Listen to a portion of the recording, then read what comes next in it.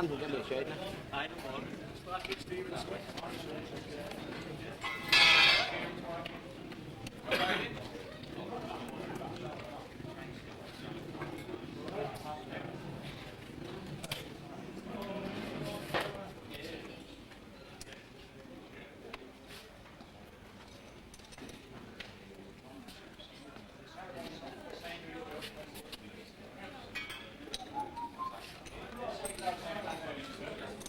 Court. Good visibility, dry roads, with just light wind on the mountain circuit, and it should remain sunny. There is some coastal fog, which should not affect the course. If it does come in, we will warn you with flags before it becomes a problem. There's one warning, one oil flag at Balik, so please watch for that. The oil flag is out at Balik, there's dust on the road, and it's there because we dealt with an oil spillage. So please take care at that section of the course. Now, I want to mention something about riding behaviour last night. Whilst the majority of riders rode very safely and adhered to flag significantly, we had complaints from marshals about a few riders who, in their opinion, are still riding too fast whilst passing yellow flags. Last night this happened after the incident at Kettlegate and also while the marshals were dealing with oil at Governor's Bridge.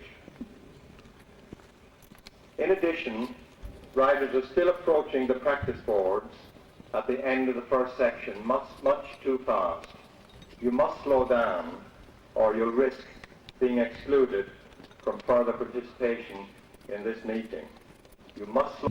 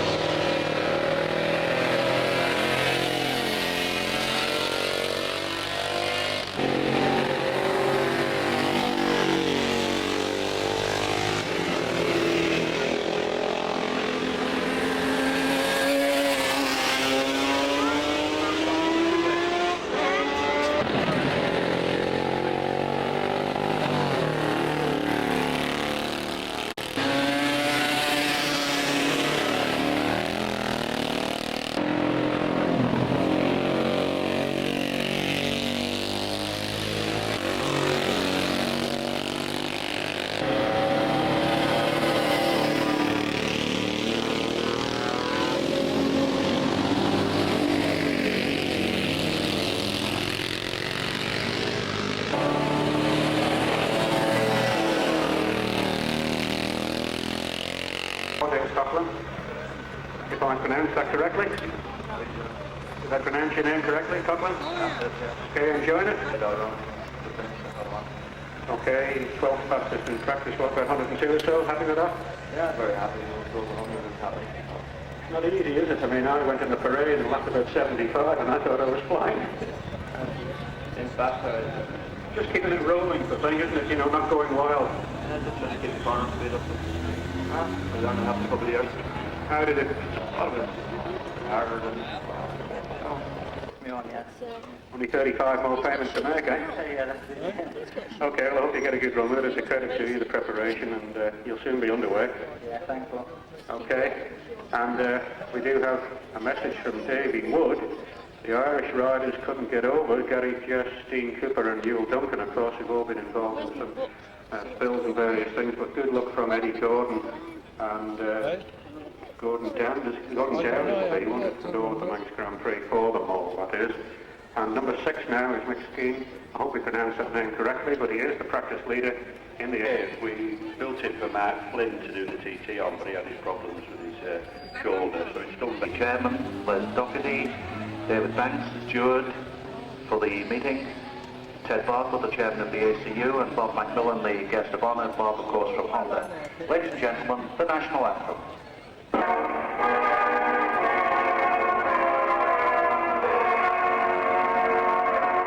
Yes, and a welcome to Sir Timothy Daunt, the Lieutenant Governor of the Isle of Man. Well, The 250s and the 125, but the big 600cc machines and 400s, 4-stroke machines, I'm fairly quiet with it.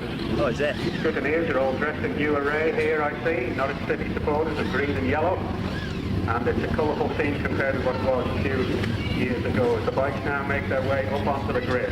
It's interesting to see the breakdown of the practices. Martin Finnegan, by the way, who is third in the Newcomers 250, he's actually done 108.87, and that's in the 600cc practicing for the juniors. The good bikes, they just don't have the top speed. So clearly some of these newcomers are riding very, very well indeed. In fact, Peter, I would say that this is the best newcomers lineup we've had for a number of years, because there's been some really good performances in practice. Do you agree? I agree entirely, without doubt, and I think after the first practice session, reasons by a marshal or the police. Any requests they make will be with the best intent and with your safety in mind. Help make this meeting go off as safely as possible. Think about safety. Your own. We've come through to get away first, and hopefully now we can make the most of the clear road and try and have a good first lap. But you know right behind you is all this cavalry. Oh, I know they'll be coming hard, and I'm the man they're aiming at, so but I hope we've left a wee bit in reserve from the practice time for today. Well, you did lead the class, but then McSkeen took over, but you're not them, but it looks like everything's in order. He's got a couple of minutes to get organised, and the bike's now moving up to the grid. We were here with raincoats, scarves, balaclavas and Wellingtons in the TT, and here we are at the Manx, and we're in short sleeve shirts. Wonderful, wonderful. Especially for the newcomers, it takes the pressure off them. There's far more pressure when the weather's bad for their first ever race here. I told you those sandwiches parked underneath, it wasn't the right place to keep them. So anyway, maybe he wants to join in the commentary team. The first talking seagull in the history of Manx radio commentary. Many would say it would be preferable to the ones we've got. Yeah, Eunice has just said here she knows a few more as well. I don't know if you're talking about commentators or talking seagulls, but I think that's what it is, Jeff. It's been a while since you've had a bird so early in the morning. Absolutely. Yeah, I know Jim is keen on fishing, but I think the seagulls' impressions are a little bit too much for an early Monday morning. It is Monday, isn't it? Yes, Monday, the 28th of August. So, the Isle of Man Steam Packing Company sponsored Newcomers Manx Grand Prix, the first of the 2000 meetings. And we're still 30 seconds to go now, Andy Byrne. I know that's giving the signal for 30 seconds, so it looks like it's a definite go this time. 30 minutes late, but nevertheless we're going to have racing, and I'm sure the boys on the grid there are more than delighted with that they are actually going to get their first. He's away safely, and in the Manx Gilmore, the number 4 game between Dungannon in Northern Ireland and number 6, the top man in front of him, beside him. And number 8, number 7. Suzuki, he gets away on his own. Number 13, of course, not in the program for the Manx Grand Prix, and number 12, Crawley down, and number 16, Simon Burton, with the wood, catching the big one into the land. After imposing a helmet on the island. Road and Track are also the sole island agents for Yamaha motorcycles. So visit the island's leading motorcycle dealer. With experienced staff on hand to help you, Road and Track, Single Street Douglas is the first and only stop when it comes to motorcycles. As the road racing capital of the world, the Isle of Man demands the very best in race result services for the TT and Manx Grand Prix. Now underway. 1-4, Grand Prix coming a mile away. Andrew Neal from Colby. Down the hill. 49. 1 in June on the minute now to the start of Class 3. And leading the way there will be number 63, and that's Neil Pearson on a white 125 wood Honda from Llandudno, just across the water for Pearson in North Wales. But there is a minute gap between the classes. So the 125 to 400, Neil Pearson sitting there, a minute seems an awful long time before he gets the signal to get underway on this little 125 Honda. And I think as he gets ready to start, we go ahead and Glen Helen. Yes, indeed, amazingly, Felix, because I think we were caught out with Ken the Street through here, number 2.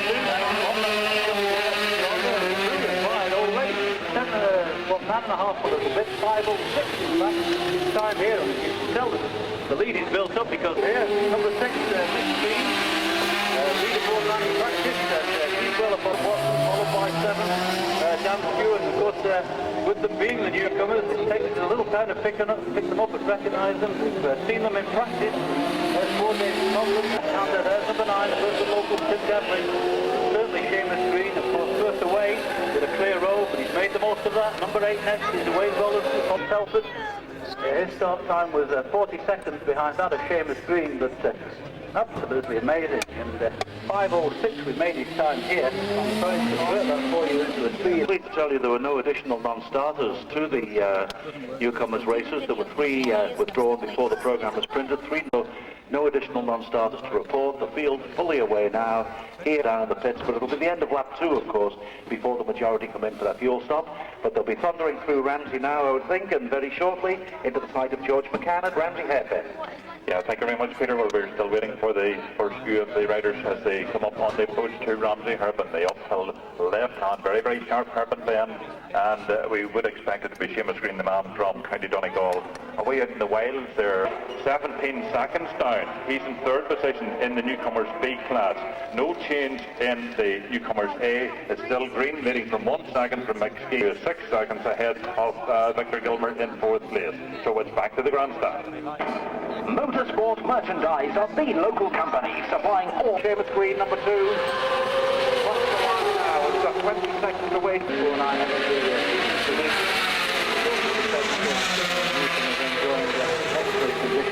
Entertainingly well. As I say, just 9 seconds ahead now of number 2, Seamus Green, but just back to Peter for the moment. Yeah, Class B, number 44. That's Martin Filligan, 3rd place, number 51, Steve Kuhn, 22.7 seconds down the second place now. 44, 43 and 51, and I can tell you that number 67, Chris Dowling, is leading on the road now from Paul Corran by quite a margin. Back to you, Morris. Yes, thanks, Peter. That was number 18, Andy Orton, just going through there in Class A ahead of Mr. Gilmore.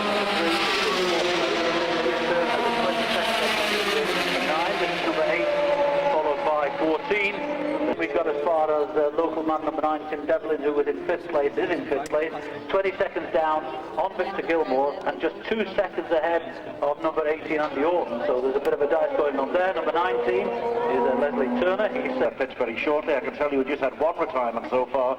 Number 21, Andy Nichols, retired at Quarterbridge. That's number 21, Andy Nichols, retired at Quarterbridge. The only retirement so far reported in this newcomers race. But now we wait for the sound of the first machine coming in for the pit stops at the end of lap 2, half distance.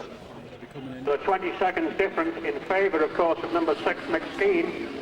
And in fact, they come into the stop box right alongside each other, number 6 and number 2. I'm at pit number 6 for the leader. Here he comes now, neat and tidy, and stops. So 20 seconds is the advantage for number 6, Mick Skeen, over number 2, Seamus Green, at the halfway point in this race. It's good to need to check it over. There's a drink for the rider. The screen is clean. The fuel's going in. And similarly behind me as well, a calm stop for number 2, Seamus Green, waiting to start the watch now to see what the advantage will be. But again, you can more or less do it without a watch because there's 20 seconds on the road and they're together here. Okay, we're ready now. And they're both getting together, but it's number 2. We've got yeah, there's a second or so there. That brings it back to about 19 seconds, I should. 2 good pit stops there, calm, cool, and cool. I'll just check that with her too. And of course then we have the exciting prospect of Class B coming in, where 44 and 43, who started together, are still together on the road and fighting for the class leadership. In the other group, of course, that's Class C, a bit more spread out there, but not all that much. But Chris Dowling... The inseparable there, numbers 44 and 43, they're having a real scrap on the road. The 46 seconds down in third place is the UN number 51. Okay, back to the grandstand. Yes, and down here at the pits it is a change of helmet for number 7, Dan Stewart, rather than cleaning the visor. There is time to do that, but you must make sure that your ears are flattened nicely into it to be comfortable. Also at the pits is number 3, Victor Gilmore, but of course on time, Dan Stewart is way ahead here as the fuel goes into the John Stewart Yamaha. The screen is clean. Good conditions here, still dry in all this area. It's a change of visor though for Gilmore. Davey Wood rattling the new visor on, all fingers and thumbs, but it's number 7 who presses the electric start and zooms away, while Gilmore is still not quite ready. Thinks about it now, and away he goes. Boy, do they rev on acceleration, don't they? The Pavilion and the Newcomers C race is still Chris Darling, number 67. He's leading by 16 seconds from Paul Corn, number 65. Back to the grandstand. And it's Ian Watson at the pits here now. The Kawasaki looking pretty good. Lots of flies on the front though, so insect problems for the helmet visors. He takes a drink. It's thirsty work. There's an ignition key, Evelyn. Stops in the stop box as you are required to do. Gavin Thornton says, okay, off you go. And he pulls in just ahead now of number 5, who's ready to go. Clutch in, bottom gear engaged. And blast away. And it's number 9 at the pits now, Devlin. The lights on the scoreboard. This is okay though. Gary Phillips whips the fuel into here. Number 18 arrives now, and that's Andy Orton. Behind him 16, and that's Simon Perkin. And 9 gets away. Whoa, this is tight. Okay, he gets in all right. Luckily he saw what was happening, that the other rider was coming out from the pits on the hard shoulder, as it were. A bit quicker than that. Yeah, brilliant. Just enjoying it immensely. Okay, go for it. 15, Matt Bailey, and 10. Bailey whips into the pits here, right behind Perkin. Right on the spot. It's Ribena, his choice of drink. And behind number 10, John Byatt with the 600 Honda fuel going in there, and he wipes his own visor. Just checking the streamline, it looks a bit loose on 15 at the bottom here, but I think they float those lower trays. 16 gets away there, enjoying the next 2 laps to Simon Perkin. 10 at the pits, John Byatt. Perkin's machine a little reluctant to fire, but with 2 people pushing it, it finally burst back into life, much to his intense relief. Problems for Doug Stevens. He had to push his bike, which is all you needed to start on Newcomers, but he did get away. But I'm not too sure whether in fact he's gone through yet. He won it, of course. He's gone through the first time, and there's 2 riders going out right side by side. Number 10 gets the advantage there as the Glen Helen split. I think we'll just get that in. In fact, he's the leader now. This is Finnegan, and he's on his own in the 250 class. Finnegan, well, he nearly dropped his there. And right behind him is his co-driver, but it's number 44, his co-competitor that is, but it's Finnegan who's ahead, 44. I would say he had about 3 seconds there. We'll get the watch on them as they leave the pits, and they're streaming into here now. Sorry, Morris to Glen Helen, but these are the leaders of Group B here. 28 has a bit of a problem, but 44 is at the pits, and right behind him is 43. Finnegan's away, 44 gets away. And now, so goes. 80 more seconds in that. And in fact, it's going to be Finnegan who maintains that, plus the 10 starting interval, of course. No, in fact, it was a flat starting interval, so it's 6 seconds, Tim O'Hanlon says. They started level, and the advantage there for 44, who got away first, 6 seconds. Morris to Glen Helen. Yes, indeed, yes. Well, yes, we certainly wouldn't want that excitement there in Class B. I can tell you, of course, that in Class A, number 6, Mick Skeen, and number 2, Seamus Skeen have gone through here. Skeen in the lead on the road and on corrected time, of course, just yards between them. But a 20-second advantage to Skeen, which is, I think, as they left the fifth, I think, essentially, Seamus Skeen might get. But it's those two to entertain in Class A, I think, now. And quite obviously, Mick Skeen has that under total control. And he can simply sit there. There's little Seamus Skeen can do about that because he's got 20 seconds to make up on starting time. So Mick Skeen obviously panning out in practice leaderboard, having a tremendous run in great conditions. And well, lap records all the way. There's areas that caught the showers early on, drying particularly well because the sun certainly is out here at Glen Helen. And it's excellent for the spectators. We've got quite a number of them, I have to say, out here. More than we tend to get for the Max Grand Prix, so the weather has obviously brought them out and they're being royally entertaining all of them. I know there's been quite a gap built up now between the one for a commercial break. Official logo MGP clothing is on sale now behind the grandstand. It's the best place to get your souvenir clothing for the Manx Grand Prix of the new millennium. The classic and finance and leasing available. Telephone Jeff Hanthorne on 842-039. Peel Car Commercial Centre on the Quay in Peel. Very good. Well, I can tell you that number 7, Dan Stewart, and number 3, Victor Gilmore, have both made their way through Glen Helen safely for that particular time, and we'll give you those correct times in a moment, because this is number 5, and that's Ian Watson. Green spared outfit of the Bainbridge Kawasaki, and he's circulating well. Back to Jeff for a minute. Yeah, Dowling at the pits here in Class C with the lead, of course, on the road. There's his rival now, 65 Corrin. And Dowling has it by the 10-second starting interval plus that, so I would say about 15, 16 seconds. All 100% here. Green of the visor. Rival ahead of him there. Dowling with a little 400 sewing machine. Looking beautiful. And he's ready to go, clutch in. Pushing past his rival, Corrin. Got the watch now. And that's about 13 seconds, I would think. 12:13 from a rough check on the watch, Tim. 15 it is, he says, going out of the pits, that is, of course, after the fuel stop. And 13 on the Ducati. I can tell you that safely through here have been local man Tim Devlin and number 18, which is circulating very well throughout Sandy Orton, but we're awaiting now this battle in Class B, which should be with us fairly shortly, with Martin Finnegan and David Morgan. Number 15 and 10 from Class A, that's Matt Bailey and John Pyatt. They continue their race. Of course, pit stops. So number B class is Martin Finnegan and David Morgan. We await some 5 or 6 seconds of difference on the starting time, no difference on correcting time, as they started together. And we'll be looking for that gap. And we're looking, of course, for a potential local victory in Class C, with Chris Dowling going so well and Paul Corrin not that far behind him. I can update you on 1 or 2 of the other positions within Class A. We've already given you the leader, Mick Skeen, by about 20 seconds. Not 6 seconds anymore. Just, Behind the grandstand. For a long time, Old Bike Mart has been recognised as the enthusiast rival and continues to bring the full selection of classic classifieds. But Old Bike Mart is only available by subscription, so to make sure you don't miss any bargains, sign up right now at the rear of the grandstand and meet the team while you're there. Old Bike Mart, from only £9.50 for 12 issues. Number 45 down below us here, Stuart Garden seems to have a problem. He's on the wide outside of the pits, but yes, they've done a good job on listening to away. Stuart Garden, number 45, 71 and 63.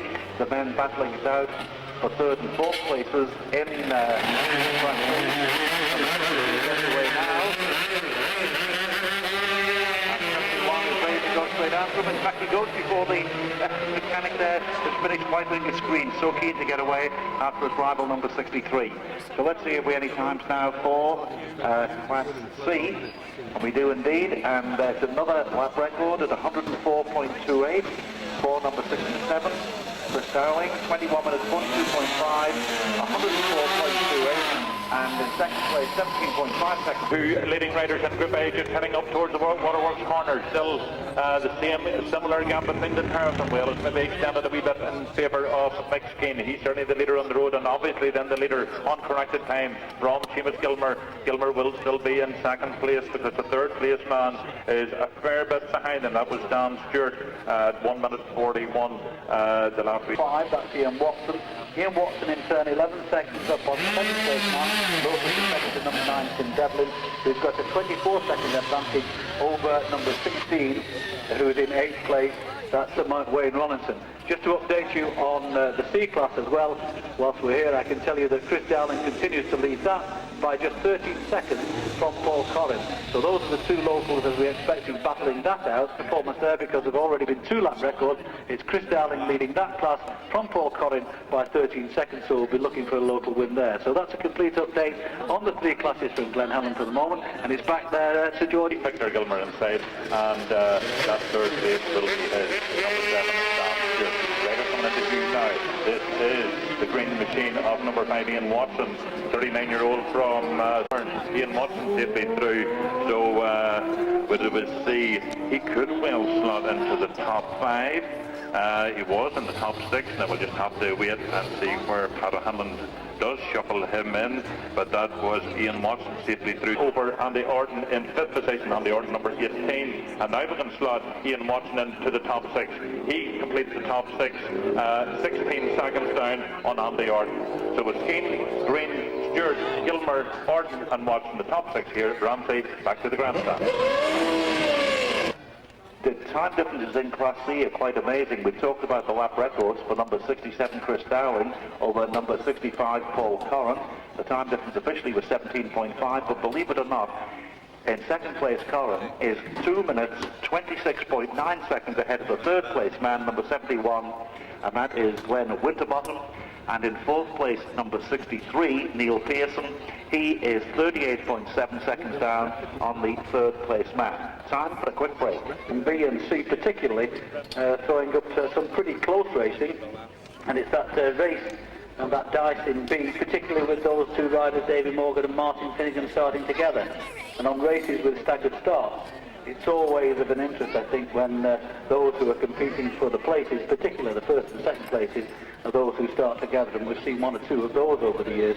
They throw up these jewels, these dices around the course, which seem to have an added incentive because they're not on corrected time. They become, if you like, just a race on the roads, and it's there for everybody to see. You don't need to wait the delayed seconds while we manage to get out times to you. They're there as they pass you, and every spectator around the course knows exactly what the position is, and that of course is the position with Martin Finnegan and David Morgan, and it won't be too long, I suppose, before they're with us. Let's just look at 1 or 2 of the others who are due now in the Class A, of course. Some good rides here. Dan Stewart, number 7, who I think is holding on still to that Victor Gilmore. So he's pretty comfortable there, looking for a podium finish. Number 5, going well still, Ian Watson, circulating well on the Bainbridge Kawasaki from Saltburn. He started amazingly some 20 seconds behind Seamus Green and a little bit ahead of, I think he started back with Mick Skeen. So it just shows how much Mick Skeen's pulled out with number 5 Ian Watson, who's just gone through here now, started at the very same time as Mick Skeen, but he is in 5th place, and he's 1 minute and 19 seconds down on 3rd barrel, and 4th place man, number 3, Victor Gilmore. So the order remains 6, 2, 7, 3 and 5. Number 18 is one we want to look for. This is not him, that's number 9, Tim Devlin, the highest place, in fact the only newcomer taking part in Class A, but going well, Tim, on that S&D Fusion Suzuki, and he'll be looking for number 18, Andy Orton in. But I can tell you the news from this particular class for the final time, I'm sure you'll be back to classes B and C, is number 6, Mick Skeen, leading by that 34 seconds from number 2, Seamus Green, then 7, 3, 18, 5, Official logo MGP clothing is on sale now behind the grandstand. It's the best way to get your souvenir clothing for the Manx Grand Prix of the new millennium. Road and Track Motorcycles in Douglas have the largest stock of top quality accessories, clothing and helmets on the island. Road and Track are also the sole island agents for Yamaha motorcycles So visit the island's leading motorcycle dealer with experienced staff on hand to hand. It's just as well that happened because now we have the opportunity of seeing Davy Morgan here battling it out for the lead in Class B along with Martin Finnegan. Things might have been different. He may have went Super Cup totally had the finances been a wee bit better 3 years ago, but that's the way things go, and we're glad to see Davy here for the Manx Grand Prix Newcomers race. Martin Finnegan, younger guy of the two, he's still only 21 years old, gets a bit of support from Davy Wood as well, comes from just outside the Skerries, a famous place for motorcycle enthusiasts.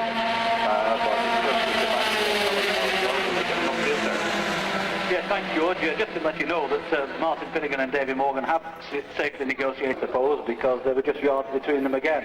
And I think the interest will come there on the final dash. There's bound to be a scrap, I'm sure. Whether Dave Morgan has a little bit in hand and he's just... we can put the watches on that. 20 seconds, was it? On 10 seconds on starting difference between him and Paul Corrin. Paul Corrin, here is number 65, Paul Corrin, so he's safely through well. So we could have a local 1-2, in fact. Let's hope that's the case. I'll give you, obviously, the difference on that starting time, but I can tell you quite obviously that Chris Dowling still leads that. So for the moment, it's back to George and Ramsey. Well, the time differences on the Class C. Number 67, as we said, Dowling is leading Corrin by 24.7 seconds, but then there are 3 minutes 55.2 seconds to the third place man, who is number 71, Glenn Winterbottom, who in turn has a 38-second advantage over number 63, Neil Pearson. Let's take a quick break. If you're told to move for safety reasons by a marshal or the police, any requests they make will be with the best intent and with your safety in mind. On the third place man then came number 49, and that is Richard Parker. And that is Steve Manson, and the light is on for number 2. The light is on for number 2, but not for 6. Number 2, the light is on, but not for number 6. So keep a close eye on that. Finnegan, I'm told by George, is through. Now, whether he's stopped to the side of the road and realises that he is the winner or not, we don't know. We've still got 20 seconds to wait. Just to... Mighty grace, man. I'm sorry that the other lad was just following with the last moment. But well done, Okay, so let's hear now from the winner then. That time difference, there was no way other than by overtaking him, he could get back up. Yeah, well, to be honest, when Mick went by me, I was just watching my board and trying, always hoping on the last lap that, you know, he may have a problem. And I just maybe just kept that 98% and just had that, just kept nice and safe and smooth. I've had a great team around me, you know, guys who've been here before, so they all helped me. I don't know how you describe it. I'm knackered. Okay, you got another race? And a wee 400 for Friday. Okay. For number 44, Martin Finnegan, but anything can happen in the final, and here we come now. This is the winner. Number 44 crosses the line now. The winner is number 44. There's the winner, number 67, Chris Dowling, the winner of the Newcomers. Actually in the race for 5 minutes.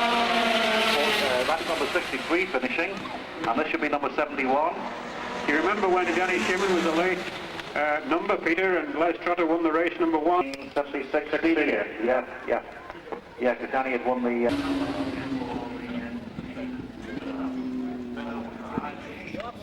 The CT, but also the supply of motorcycles, 7 or 8 motorcycles every year, brand new to the traffic marshals. They arrive on the island in May, and they're used for safety measures. You might see it in the traffic marshals. And whoever is connected with the motorcycle roadway,